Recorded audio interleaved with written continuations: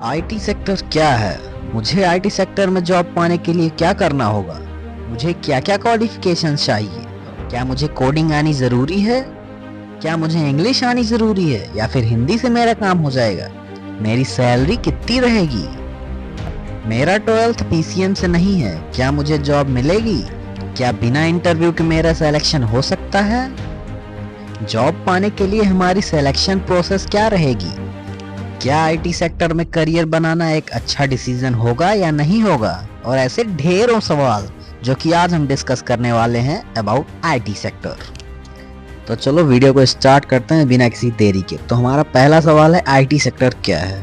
तो भाई IT sector के अंदर बेसिकली हमारा सॉफ्टवेयर डेवलपमेंट होता है, और सॉफ्टवेयर हमारी वेबसाइट्स, हमारे ऐप्स, जो भी हमारे गेम्स और ऐसी ढेरों चीज़ें, जितनी भी टेक्निकल चीज़ें हैं जो हमारी वेबसाइट्स हैं, जैसे कि IRCTC हो गई, मेरा क्रोम हो गया, मेरा गूगल हो गया, और जितनी भी टाइप की हमारी वेबसाइट्स हैं, गेम्स हैं, ऐप्स हैं, ये सारी टेक्नोलॉजिकल चीज़ें हमारी आईटी सेक्टर के अंदर आती हैं। तो ये था हमारा आईटी सेक्टर। अब बात करते हैं कि हमें आईटी सेक्टर में जॉब आखिर मिलेगी कैसे। देखो भाई, सबसे पहले तो तुम्हारा 12th साइंस साइड से होना चाहिए, PCM से। उसके बाद फिर तुम्हें चाहिए ग्रेजुएशन की डिग्री जो कि टेक्निकल हो, यानी कि BCA कर सकते हो तुम, BTech कर सकते हो तुम, और इसके अलावा तुम BSc भी कर सकते हो कंप्यूटर साइंस से।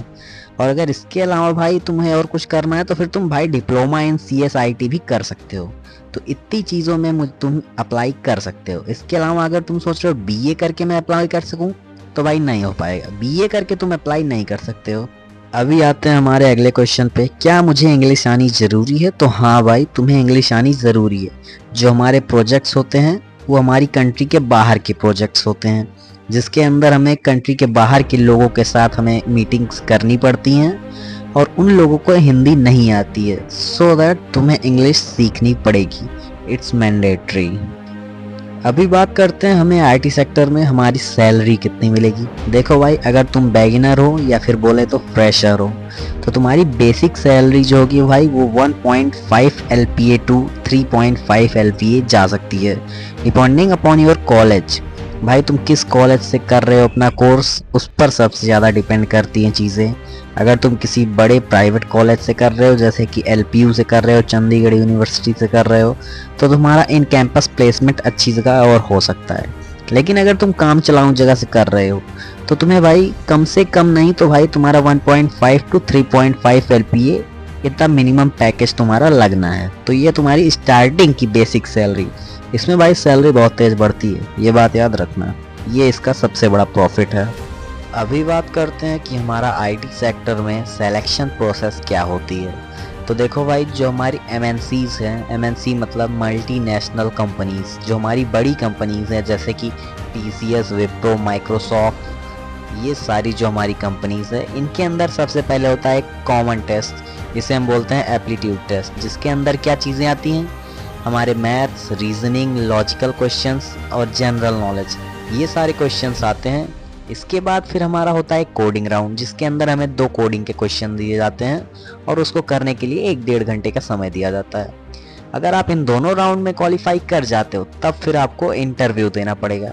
इंटरव्यू के अंदर क्या पूछा जाता है, वो कंपनी के ऊपर डिपेंड करता है कि वो आपको किस रोल पर जॉब देना चाहते हैं और आप किस रोल पर सुटेबल हैं उनके हिसाब से।